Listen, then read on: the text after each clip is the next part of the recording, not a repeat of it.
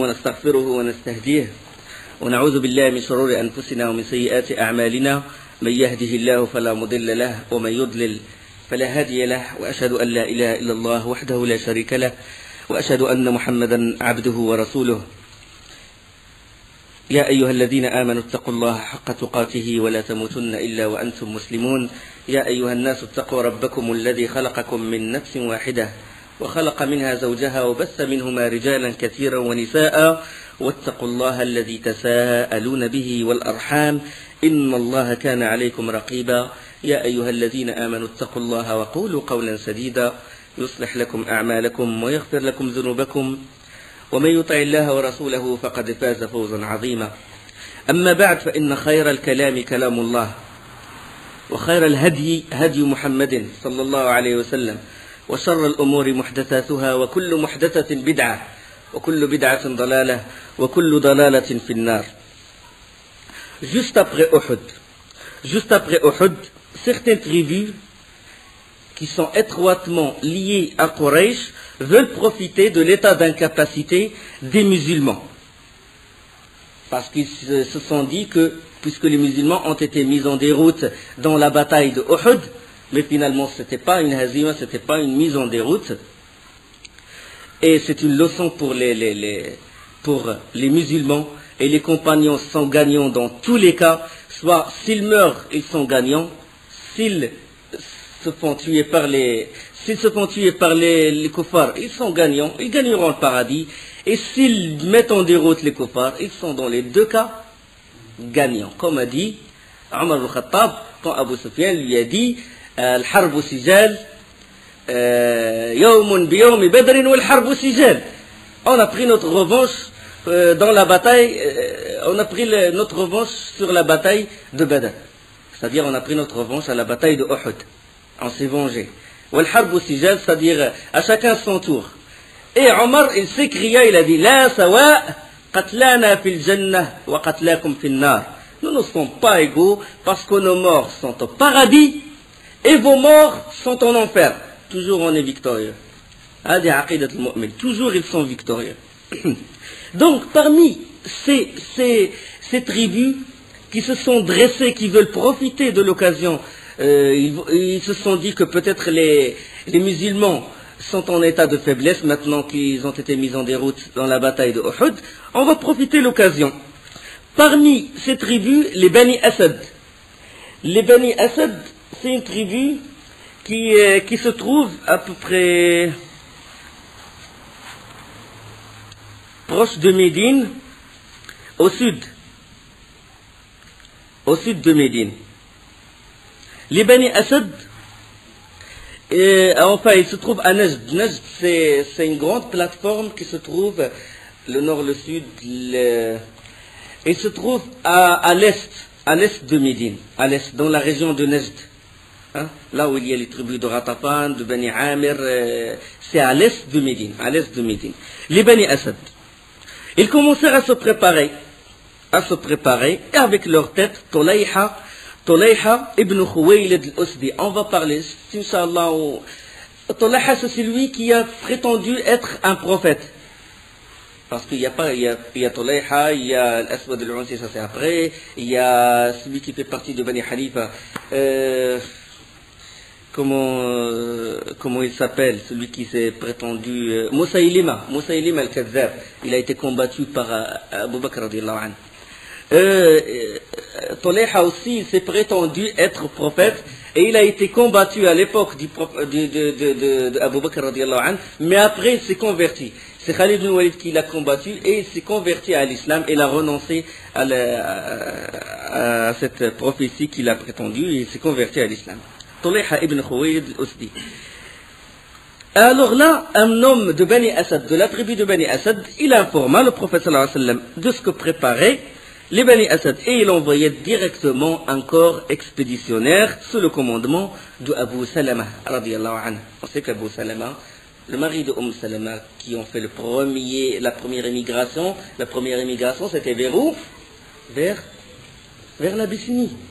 Quand les compagnons ont été séquestrés, ceux qui n'ont pas pu tenir le coup, ceux qui n'avaient personne pour les protéger, ils avaient émigré vers l'Abyssinie.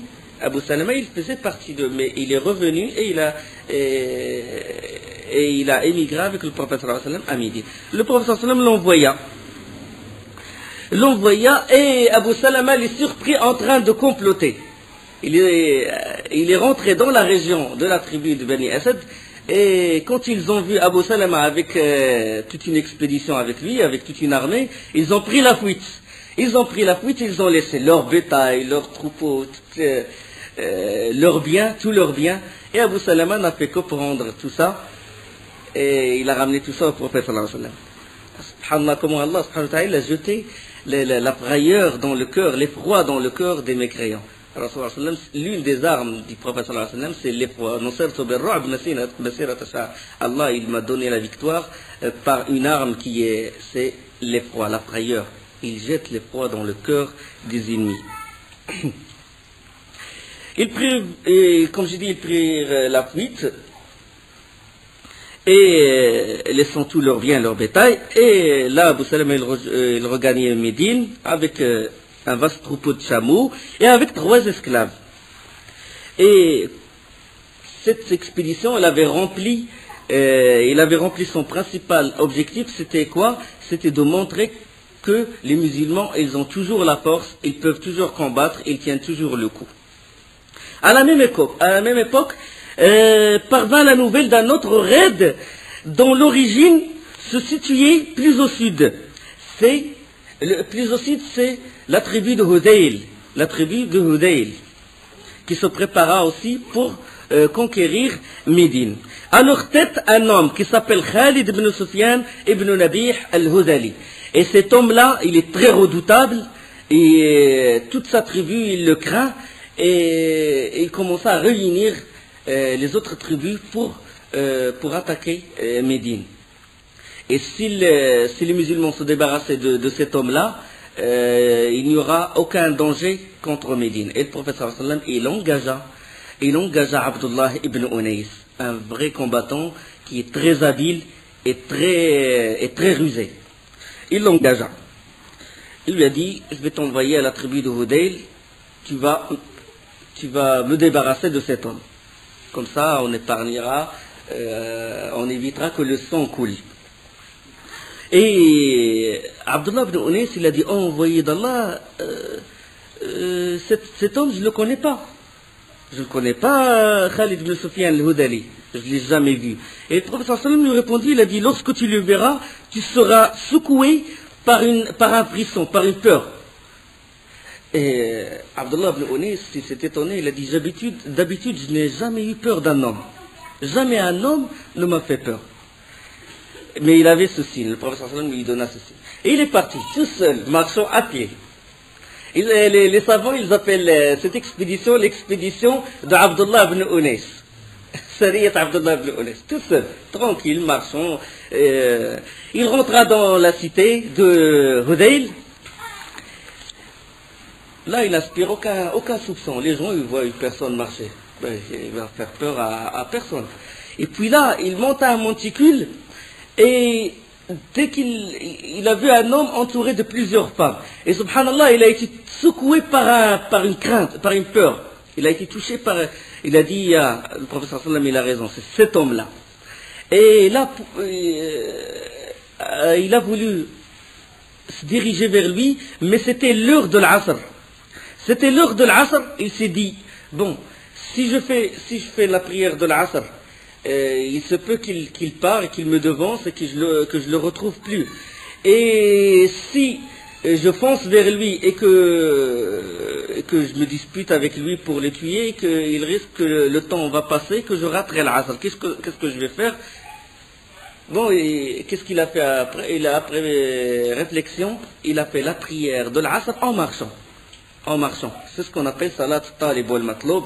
Et quand on est dans des situations comme ça, il est autorisé de faire la prière en marchant. Il a fait la prière en marchant.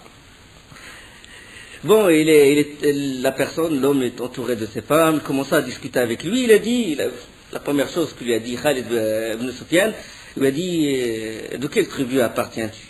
C'est la première question que Il a dit de Khuza'a. Et ça, c'est par intelligence de Abdullah ibn Unais. Parce que les Khuza'ites, la tribu de Khuza'a, ceux qui sont à l'extérieur de la tribu, ils les appellent Khuza'a avec Kha. Mais les gens de la tribu de Khuza'a, ils ne se nomment pas Khuza'a, ils se nomment Roza'a. Ils utilisent la lettre Ra. Ça pour vraiment convaincre pour convaincre Khalid ibn Sufyan al-Hudali qu'il fait vraiment partie de cette tribu. Parce que cette tribu, il a voulu s'allier avec lui pour combattre le prophète sallallahu alayhi wa sallam. Il a dit, j'ai entendu parler que tu réunissais les gens, que tu dressais les gens contre le prophète, contre Mohammed, tu veux le combattre, et je veux être avec toi. Et ils entamèrent la discussion jusqu'à ce que Khalid ibn Sufyan al-Hudali soit tranquillisé, s'est mis à l'aise, et Abdullah ibn Unais, il attend que les femmes s'éloignent de l'homme. Dès qu'ils s'éloignèrent, il sortit un poignard et commença à le transpercer. Jusqu'à ce qu'il a été sûr qu'il est mort. Et il a pris la fuite. Les femmes sont retournées, commencent à se lamenter. Il était avec qui? Avec un homme, avec un étranger. Abdullah ibn Unais retourna directement à Médine.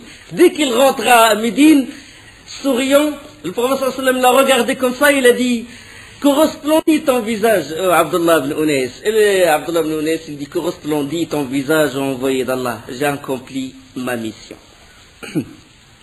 Et avec cette opération commando, si vous voulez, qui a été effectuée par Abdullah ibn Unais, ça a fait épargner, c'est-à-dire que le sang coule entre la tribu de Hudayl, c'est-à-dire derrière cette opération, il y a une miséricorde finalement. Ça veut dire qu'il n'y ait pas de combat, qu'il n'y ait pas de grandes batailles, que des musulmans périssent. Donc, quand il s'est débarrassé de cet homme, la tribu de Hudayl, il s'est dit, quand un homme qui vient et qui se débarrasse du chef qui nous fait peur, alors là, ce n'est pas la peine d'aller le combattre. Et ils renoncèrent à s'attaquer à Médine. Une opération pareille a été effectuée contre un juif qui s'appelle Ka'b ibn al-Ashraf. Ce Ka'b ibn al-Ashraf, il insultait beaucoup le prophète sallallahu alayhi wa sallam. Et le prophète sallallahu alayhi wa sallam, il a dit: qui me débarrasse de Ka'b ibn al-Ashraf, car il a fait beaucoup de tort à Allah et à son messager. Et bon, Ka'b, il lançait contre le prophète sallallahu alayhi wa sallam beaucoup de ce qu'on appelle les traits satiriques, les hija'. Il insultait par les poèmes. Et il incitait les Quraysh à venir s'attaquer, à venir tuer Muhammad sallallahu alayhi wa sallam. Et le prophète sallallahu alayhi wa sallam, il engagea un homme pour aller se débarrasser de lui. Et cet homme, il s'appelle Muhammad ibn Maslama. À propos de cet homme-là, à propos de Ka'b ibn al-Ashraf, à propos des juifs et des associateurs qui disent du mal, qui insultent le prophète sallallahu alayhi wa sallam, qui insultent Allah et qui, comme j'ai dit, qui font des traits satiriques contre le prophète sallallahu alayhi wa sallam, Allah, il révéla la tublawunna fi amwalikum wa anfusikum wa la tasma'unna min alladhina utul kitaba min qablikum wa min alladhina ashraku adan kathira وإن تصبروا وتتقوا فإن ذلك من عزم الأمور. Certes, vous serez éprouvés dans vos biens et vos personnes, et certes, vous entendrez de la part de ceux à qui le livre a été donné avant vous, et de la part des associateurs, beaucoup de propos désagréables, mais si vous êtes endurants et pieux, voilà bien la meilleure résolution à prendre. Dans Sourate Al-Imran, la fin de Sourate Al-Imran. Dans un autre verset, Allah subhanahu wa ta'ala dit nombre de gens de livres وَدَّ كَثِيرٌ مِّنْ أَهْلِ الْكِتَابِ لَوْ يَرُدُّونَكُمْ مِنْ بَعْدِ إِيمَانِكُمْ كُفَّارًا حَسَدًا مِنْ عِنْدِ أَنفُسِهِمْ مِنْ بَعْدِ مَا تَبَيَّنَ لَهُمُ الْحَقُّ فَاعْفُوا وَاصْفَحُوا حَتَّى يَأْتِيَ اللَّهُ بِأَمْرِهِ إِنَّ اللَّهَ عَلَى كُلِّ شَيْءٍ قَدِيرٌ. Nombre de gens du livre aimeraient par jalousie de leur part pouvoir vous rendre mécréants après que vous ayez cru et après que la vérité s'est manifestée à eux. Pardonnez et oubliez jusqu'à ce qu'Allah fasse venir son commandement. Allah est très certainement omnipotent. le prophète sallallahu alayhi wa sallam, il a pardonné. Il a pardonné plusieurs fois. Mais Ka'b ibn al-Ashraf, il insista toujours à insulter le prophète sallallahu alayhi wa sallam. Et là, selon un hadith de Ka'b ibn Malik, le prophète sallallahu alayhi wa sallam, il engagea Mohammed ibn Maslama qui alla se débarrasser de cet homme. Le hadith, si vous voulez, il se trouve dans Fath al-Bari, bon, volume 7, page 337. Il se trouve dans le Bukhari, dans Kitab al-Maghazi, le numéro de hadith 4037. Il se trouve dans Sahih Muslim, il se trouve dans Sunan Abu Daoud. Donc, c'était les deux opérations qui ont été individuelles, si vous voulez, qui ont été effectuées par les compagnons radiyallahu anhum. Pendant ce temps-là, Amr ibn al-As, il était encore mécréant. Alors il partit pour un commerce vers l'Abyssinie. On sait qu'il y a encore d'autres compagnons qui sont restés en Abyssinie sous la tutelle du Négus. On sait que Najashi, il a embrassé l'islam. Vous vous rappelez de ça? Quand même comment on appelle ça, les évêques et tout l'entourage commencèrent à se dresser contre lui quand il a confirmé ce qu'a dit Ja'far ibn Abi Talib radiyallahu anhu, quand il lui récita les versets de Surat Maryam, et que Isa alayhi salam est fils de Marie, n'est qu'un prophète, il n'est pas le troisième des trois, il n'est pas le fils de Dieu, et que Najashi, il confirma ce qu'il a dit. Les évêques commencèrent à se dresser contre lui, puis ils allèrent le voir et lui dire on a vu que tu disais quelque chose qui contredit notre religion, contredit le christianisme, etc. Il a dit que professez-vous à propos de Isa? Il a dit nous on croit que c'est le fils de Dieu. Il a dit moi je crois en ceci. Et il avait le parchemin, il avait le Coran, des feuillets que lui donnait Ja'far radiyallahu anhu. Il avait des feuillets du Coran, il les cachait comme ça derrière sa tunique. Il a dit moi je suis sur ceci, c'est-à-dire je suis sur le Coran, pas sur ce que vous dites. Ça c'est, il a dit je suis sur ceci, ça veut dire sur le Coran. Et là il a fait ça, il calma l'atmosphère, la tension des évêques. Il a embrassé l'islam. Amr ibn al-As n'a pas encore embrassé l'islam. Il a fait les Arabes, ils font d'habitude le commerce, soit vers Sham ou Yémen, des fois vers l'Abyssinie. Il est allé voir le Négus, Amr ibn al-As. Et pendant ce temps-là, le prophète sallallahu alayhi wa sallam, il envoya un compagnon qui s'appelle Amr ibn Umayya ad-Dumri. Il l'envoya pourquoi? Il l'envoya en Abyssinie pour demander au mariage Habiba radiyallahu anha, bint Abi Sufyan. Abu Sufyan est encore mécréant. Il n'a pas encore embrassé l'islam. Et sa fille, elle a embrassé l'islam, elle fait partie de ceux qui ont émigré vers l'Abyssinie, de la Mecque à l'Abyssinie. Pour demander, il envoya Amr ibn Umayya ad-Dumri pour demander Habiba au mariage. Elle était mariée avant avec Ubaydullah ibn Jahsh.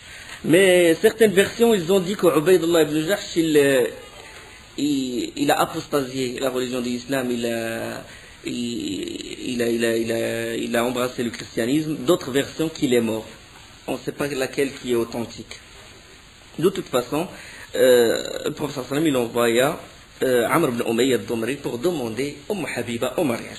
Amr ibn al-As, quand il a vu Amr ibn Umayya ad-Dumri, là, quand il l'a vu, et vu les dissensions la récente bataille de Uhud entre les Quraysh et les compagnons, il a voulu profiter de l'occasion. Il a voulu le prendre comme prisonnier.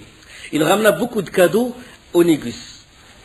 Il ramena beaucoup. On sait que le Négus, il aime beaucoup les potanés. Et il lui donna beaucoup de cadeaux au Négus. Puis il dit au Négus, si tu veux vraiment me récompenser, livre-moi cet homme, Amr ibn Umayya. Livre-moi cet homme pour que je l'emmène à la Mecque. Comme ça pour me venger. Et alors là, le Négus, il s'est mis en colère. Il a dit, comment? Il a dit, est-ce que tu es fou? Tu as perdu la raison? Tu veux que je te livre un messager qui vient d'un autre messager qui reçoit le message d'Allah? c'est un messager du prophète, d'un prophète.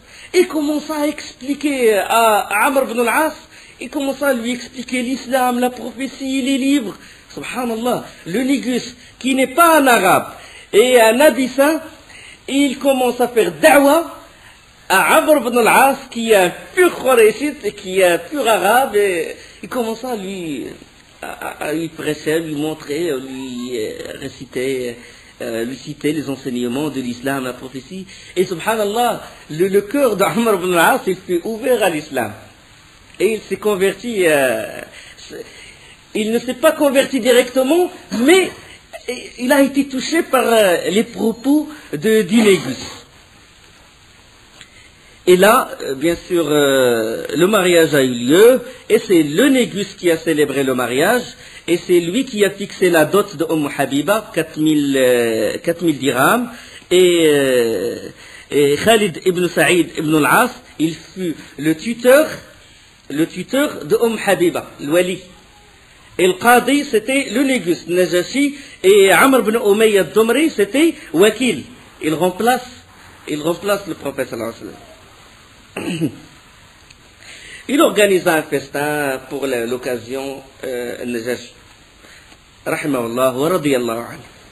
La 4e année de l'Hégire a eu lieu ce qu'on appelle la tragédie de Bi'r Ma'ouna. La tragédie de Bi'r Ma'ouna. C'est qu'Abul Bara ibn Amir est l'un des notables de la tribu de Bani Amir qui se trouve à l'est de Médine, la région de Nejd, proche de Ratafan, de Bani Salim. Et cet homme-là, qui s'appelle Abul Bara ibn Amir, on l'appelle aussi, on le surnomme le manieur de lance. Mula'ib al-Asinna. Il maniait très bien les lances. Il vint à Médine et il rencontra le prophète sallallahu alayhi wa sallam. Et le prophète sallallahu alayhi wa sallam lui exposa l'islam et il l'invita à l'embrasser. Mais Abul Bara ibn Amir, il n'y rentra pas, mais il montra ou il laisse voir qu'il n'est pas hostile à l'islam. Et puis il dit au prophète sallallahu alayhi wa sallam, il dit, que n'envoies-tu pas aux gens de Najd quelques-uns de tes compagnons pour y faire connaître l'islam, pour enseigner l'islam aux gens. Il a dit, je suis d'avis que les gens répondront à ton appel. Bien que moi, je n'étais pas enthousiaste, mais c'est une bonne chose. Tu peux envoyer les compagnons pour enseigner aux gens de Najd, de Bani Amr, l'islam. Et le prophète sallallahu alayhi wa sallam, il a dit, je crains les gens de Najd, parce qu'il y avait Ratafan et Bani Salim qui étaient des ennemis des musulmans. Il a dit, je crains ces gens-là, parce qu'ils risquent de les intercepter en mi-chemin et les tuer. Et là, Abul Bara ibn Amir, il a dit, moi je me porte garant. Moi, je suis leur protecteur. Ils sont sous mon jiwar, ils sont sous ma protection. Puisque lui, c'est le notable de la tribu de Bani Amir. Le prophète sallallahu alayhi wa sallam accepta. Il choisit 70 de ses compagnons, éminemment représentatifs de l'islam. Dans la science, c'est des grands savants parmi les compagnons. C'est ce qu'on appelle le Qurra, parmi lesquels Amir ibn Fuhayra. Amir ibn Fuhayra, on a parlé de son histoire lors de l'immigration. C'est lui qui était l'esclave qui a été affranchi de Abu Bakr. C'est lui qui gardait le troupeau de moutons de Abu Bakr. De même, Urwa ibn Asma ibn Salt et d'autres. Alors, ils marchèrent jusqu'à une région qui s'appelle Bi'r Ma'ouna. Bi'r, ça veut dire puits de Ma'ouna. Situé à mi-chemin entre les Bani Amir et les Bani Sulaym, entre deux tribus. Les Bani Sulaym et les Bani Amir, et entre les deux, il y a les puits de Ma'ouna. Alors là, ils descendirent, ils campèrent près du puits, c'est un point d'eau, donc pour profiter de l'eau. Et Al-Mundhir Ibn Amr, l'un des compagnons, l'un des grands savants des compagnons, il envoya, sous les prescriptions du prophète sallallahu alayhi wa sallam, il envoya un compagnon qui s'appelle Haram ibn Malhan. Il l'envoya à Amir ibn Tufayl. Amir ibn Tufayl, il est le neveu de Abul Bara ibn Amr. Il est le neveu du notable de la tribu de Bani Amir. C'est lui qui a remplacé ce notable-là, Amir ibn Tufayl. Avec une lettre, il envoya avec une lettre où le prophète sallallahu alayhi wa sallam l'appela à l'islam. Haram se présenta devant Amir il se présenta comme ça pour donner la lettre du prophète sallallahu alayhi wa sallam. Et Amr ibn Tufayl, il n'a même pas ouvert cette lettre, il a fait directement signe à l'un de ses gardiens pour tuer Haram ibn Malhan. Et le gardien, il a pris une épée, il transperça par derrière le Haram ibn Malhan. Et Haram ibn Malhan, avant de s'affaisser par terre, il a dit Fuztu wa Rabbil Kaaba. Il a dit j'ai triomphé par le Seigneur de la Kaaba, j'ai triomphé. C'est Shahid. Parce qu'il a été l'envoyé, c'est le prophète qui l'a envoyé pour une mission. Du moment qu'il soit tué dans cette mission, c'est qu'il a triomphé. Et les gardiens, ils étaient perturbés. Comment ça se fait que quelqu'un qui va tomber, qui est mort, il dit ces propos-là? Ça veut dire qu'il a vraiment une conviction que cette religion, il est d'une grande importance. Ça commençait à mettre le doute dans la tête des gardiens de Amr ibn Tufayl. Et il le trahit comme ça, subhanallah, sans lire la lettre, sans rien, on tuait. Et d'habitude, chez les Arabes, et même partout, on tue jamais un messager. On tue jamais un messager. Quand il y a des pourparlers, quand la personne il envoie un messager, normalement, c'est prescrit dans leur loi, dans toute la péninsule arabe, même chez les Perses, même chez les Romains, on ne tue pas un messager. Et pourtant, c'est ignoble. Amr ibn Tufayl, il tua Haram ibn Malhan, radiyallahu anhu. Et alors là, qu'est-ce qu'il a fait Amr ibn Tufayl? Parce qu'il est déjà au courant du prophète sallallahu alayhi wa sallam, et toujours il a eu la haine contre le prophète sallallahu alayhi wa sallam, et il veut le combattre. Il a toujours l'intention de combattre le prophète sallallahu alayhi wa sallam. Il lança un appel. Amr ibn Tufayl lança un appel aux membres de sa tribu. Et les membres de sa tribu, ils refusèrent. Parce qu'ils lui revendent que Abu al-Bara ibn Amr, c'est lui qui a assuré la protection de ces gens-là, des compagnons. Lui, il a fait appel pour combattre, pour tuer ces gens-là, pour tuer les compagnons, les 70 compagnons que le prophète a envoyés. Et ils refusèrent, les gens de la tribu ont refusé de se mettre, d'obéir à Amr ibn Tufayl. Alors là, lorsqu'il s'avéra que la tribu se rangeait presque unanimement du côté de Abu al-Bara, et on aurait la protection de celui-ci, et le neveu, qu'est-ce qu'il a fait? En état de dépit, il envoya un message à 2 clans d'une tribu. Le clan de tribu de Sulaym, qui sont aussi des ennemis du prophète sallallahu alayhi wa sallam. Et alors là, ils acceptèrent, directement ils acceptèrent. Quand les compagnons, ils campaient sans méfiance dans Bi'r Ma'ouna, ils furent surpris par toute une cavalerie de Bani Sulaym, et à leur tête Amr ibn Tufayl. Les pauvres, ils n'avaient pas d'armes. Ils comptaient sur la protection de Abu al-Bara ibn Amr. Ils furent surpris, 70 des Qurra. Et ils étaient, les pauvres, en train d'enseigner, d'étudier le Coran, en train de le réciter, etc. Et toute une armée de Ra'l, d'Ikwan, différentes tribus, des clans de différentes tribus, ils forment cette armée-là. Et là, ils massacrèrent entièrement les 70 compagnons du prophète, excepté 2 personnes, excepté Amr ibn Umayya al-Dumri et un autre compagnon, Harith. Les deux, pourquoi ils n'étaient pas dans le camp? C'est parce qu'ils ont emmené avec eux les chameaux pour les faire paître. Et quand ils sont retournés, ils furent surpris par des vautours qui tournaient autour de la région de Bi'r Ma'ouna. Et là, ils commençaient à avoir du doute, et ils commencèrent à se cacher derrière des rochers et à voir de loin. Et là, quand Amir il a vu la scène, il a vu que tous les compagnons gisant par terre, et que l'autre, Amir ibn Tufayl, et toute l'armée était là, pas loin, il était d'avis de retourner. Il a consulté son frère, Harith, et il a dit il vaut mieux qu'on retourne, qu'on emmène l'information au prophète sallallahu alayhi wa sallam, et lui il décide de ce qu'il veut. Et le Harith il a dit non, Il a dit, moi, mes frères ont été tués. Moi, il a dit, surtout, il portait beaucoup d'amour à Al-Mundhir ibn Amr. Il a dit, moi, je vais combattre. Il a dit, parce que je me suis engagé de ne jamais laisser tomber mon frère Al-Mundhir ibn Amr. Et il s'engagea, il se jeta sur l'ennemi, subhanallah, tout seul. Et il fut tué. Et quand Amir ibn Umayya al-Dumri, quand il a vu, il est resté tout seul.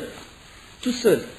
Il dit, mes compagnons, tous mes compagnons ont été tués. Le frère qui est à côté de moi, il s'est engagé avec un acte de bravoure contre l'ennemi. Moi aussi, je vais m'engager. Et il se jeta lui aussi sur l'ennemi. Toute une cavalerie. Mais il ne fut pas tué, il fut emprisonné. Il fut emprisonné. L'ignoble Amir ibn al-Tufayl lui a dit, de quelle tribu tu viens? Il lui a dit, de Domra. Moi, je fais partie de la tribu de Domra. Et Amir ibn al-Tufayl a dit, de Domra, tu fais partie de la tribu de Domra. C'est que la mère de Amir ibn al-Tufayl, elle a fait un vœu de libérer un esclave de la tribu de Domra. Il a fait un vœu, ce qu'on appelle nazar. Il a dit, je m'engage auprès de Dieu de libérer un esclave qui fait partie de la tribu de Domra. Et la tribu de Domra, tous, il n'y a aucun esclave dans cette tribu. Tous, c'est des hommes libres. Il a dit, je vais te libérer pour combler le vœu de ma mère. Il a dit, je vais te prendre comme esclave d'abord et je te libère. Il lui rasa la tête, signe de soumission, ça, quand on prend un esclave pour montrer qu'il est un vrai esclave, on lui rase la tête. Il lui rasa la tête, il a dit, tu es libre. Il le libéra. Le manieur de lance, Abu al-Bara ibn Amr, quand il a reçu l'information que son neveu, il a fait des dégâts, qu'il a tué les compagnons, alors que lui, il a accordé la protection de ces compagnons-là, il a été très touché. Et pris de rage, il alla directement vers son neveu. Avec la lance qu'il maniait, il lança la lance et il toucha l'épaule de son neveu. Il toucha l'épaule de son neveu, il a dit, comment tu m'as trahi, je me suis engagé pour être protecteur de ces gens-là, et tu m'as trahi, et il a voulu lui lancer une autre lance, et les gens s'interposèrent entre lui et son neveu. Et à cause de ce chagrin, tellement il a été chagriné, il est mort à cause de ce chagrin-là. Abu al-Bara ibn Amr, le manière de lance. Il a été très touché, parce qu'il a été trahi et qu'il s'est engagé, il a fait une promesse au prophète sallallahu alayhi wa sallam. À cause de ça, et ça l'a touché qu'il est mort à cause de ça. Subhanallah. Il est dans le coffre, mais la fierté des Arabes, quand il s'engage, il tient sa promesse jusqu'au bout. Là, quand il est trahi, il n'a pas pu résister, il n'a pas pu supporter cette trahison. 70 des compagnons du prophète sallallahu alayhi wa sallam ont été tués d'un seul coup. 70 à parler d'eux. 70 déjà à Uhud. Juste après Uhud, la 4e année de l'Hégire, 70 autres. Le prophète sallallahu alayhi wa sallam fut beaucoup touché par cette perte. Hamza dans les 70 de Uhud. Et maintenant, les grands, les meilleurs des compagnons ont été tués comme ça. Subhanallah, sans bataille, sans rien du tout. Le prophète sallallahu alayhi wa sallam, il a fait salat al-Qunut tout un mois entier. Dans le hadith sahih d'Ibn Abbas, radiyallahu anhu, que l'envoyé d'Allah a fait le Qunut un mois complet.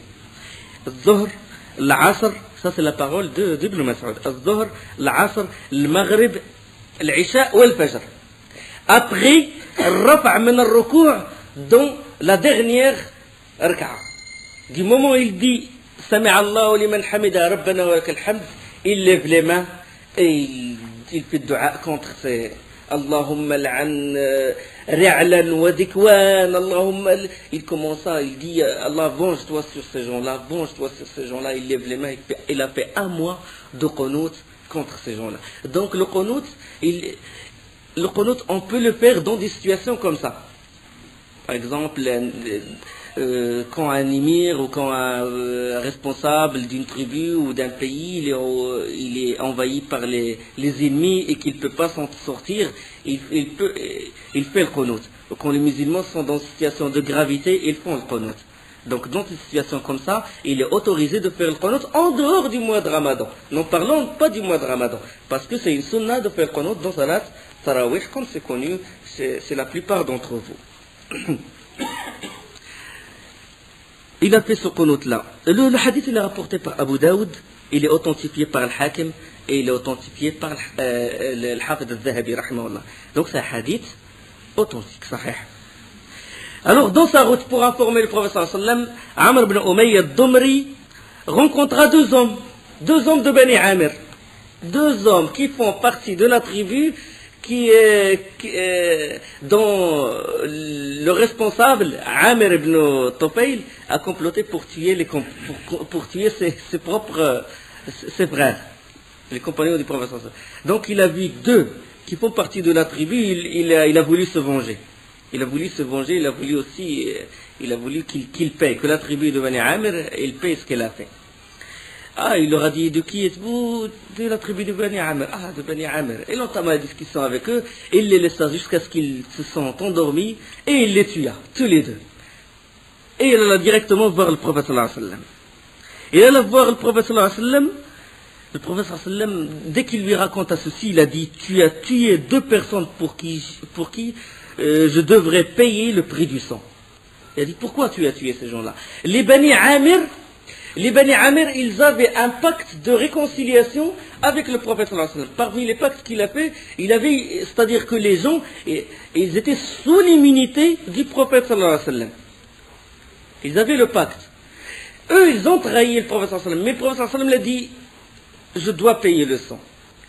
Puis il envoya à Bani Amir, il a dit aux proches parents de ces deux personnes qui ont été tuées, de venir pour prendre le prix diya, ce qu'on appelle diya, le prix du sang.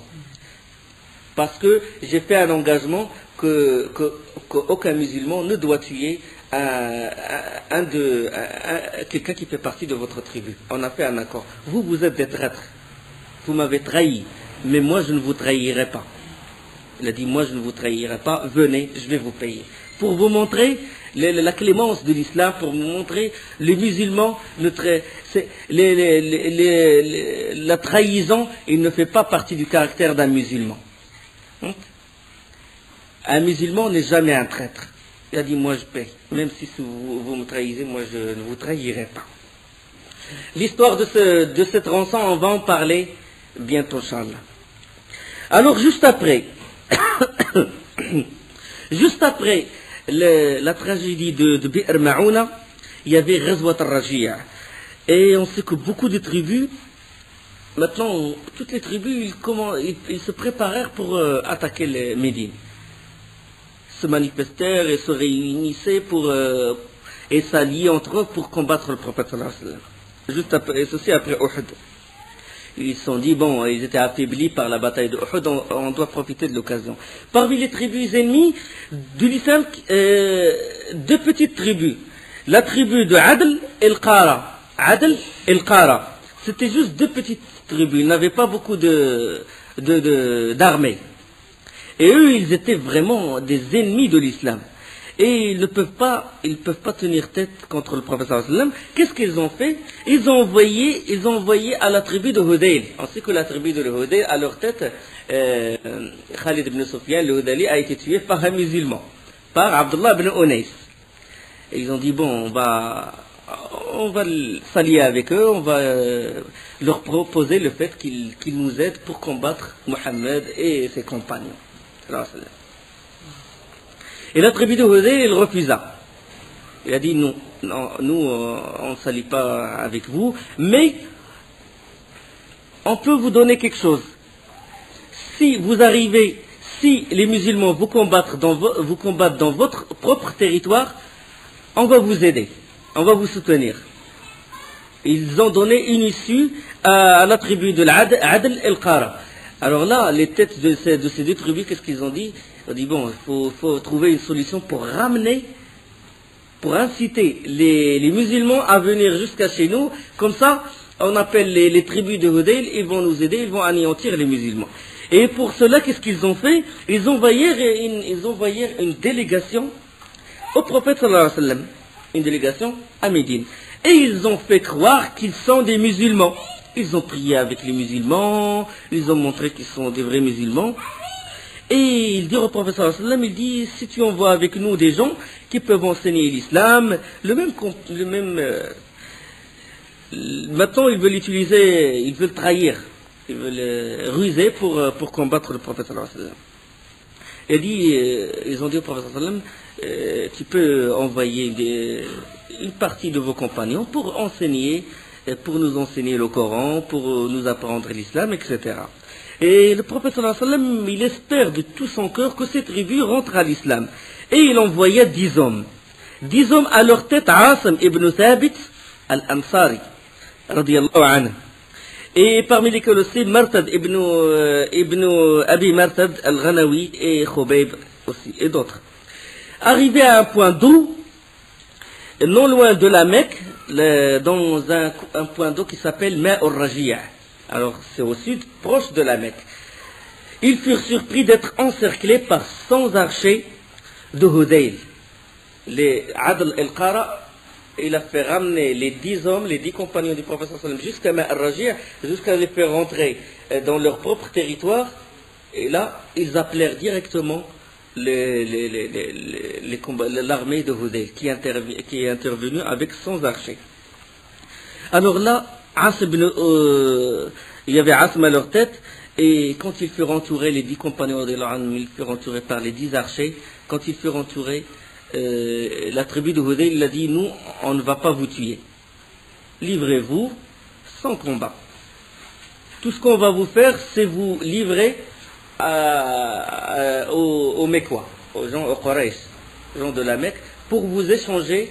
En échange, on va prendre des prisonniers qu'on avait à la Mecque. C'est-à-dire, on va vous remplacer par, on va vous donner aux Mecquois, et eux, en échange, ils nous donneront nos propres prisonniers. C'est des prisonniers qui ont été emprisonnés lors des batailles tribales ou des guerres tribales qui ont eu lieu entre Hudayl et Quraysh. Et alors là, Asim ibn Thabit, il a dit, il s'est adressé à ses frères, il a dit, ô peuple, quant à moi, je ne me mettrai pas à l'abri de la promesse d'un kafir, d'un mécréant. Là, je me suis engagé devant Allah de jamais me rabaisser devant un mécréant. Je vais combattre jusqu'à la mort. Et là, Asim, il refusa de se livrer et il les combattit. Il a pris son épée et ils le tuèrent. Et ils tuèrent d'autres compagnons qui refusèrent de se livrer. Quant à Khubayb, Zayd ibn Dathina et un troisième compagnon, ils se sont livrés. Ils se sont livrés à la tribu de Hudayl. Mais quand ils se saisirent de ces 3 prisonniers, Khubayb et Zayd, et la troisième personne, ils s'apprêtaient à les ligoter. Et puis le troisième, il a dit, j'ai eu en mes frères une vraie leçon. Je ne vais pas me livrer moi aussi. Et il commence à se débattre. Eux, ils le traînent par force. Et lui, il refuse jusqu'à ce qu'il fût tué lui aussi. Et les 2 prisonniers, Zayd et Asim ibn Thabit, et l'autre prisonnier qui est Khubayb, ont été livrés au Quraysh. Et la suite, Inch'Allah, bientôt. Subhanakallah wa bihamdik. Ashhadu an la ilaha illa ant. Astaghfiruka wa atubu ilayk.